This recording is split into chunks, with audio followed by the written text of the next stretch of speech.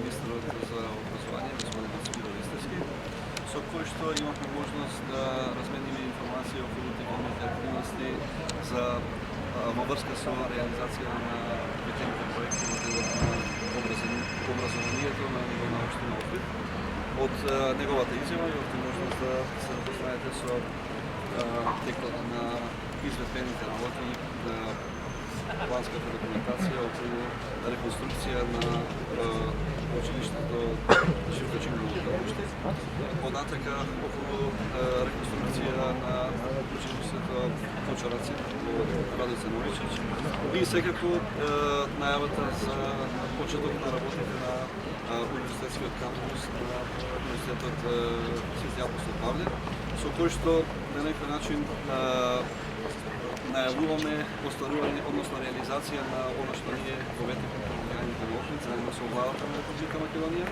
кој искористува прилика да изразам благодарност кон ресорниот министер за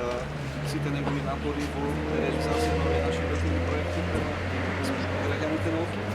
И воедно сакам да напоменам дека изградбата на овој универзитетски кампус е отвора широки хоризонти во делот на можностите за странски инвестиции во делот на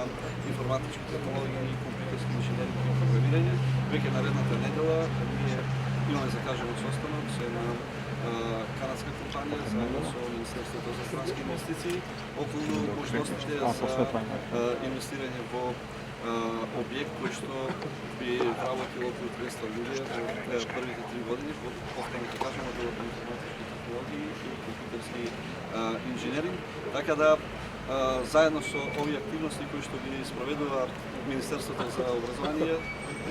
во корелација со локалната самоуправа Охрид, посветено работиме на подобрување на условите не само образованието, туку и создавање на услови за инвестиции во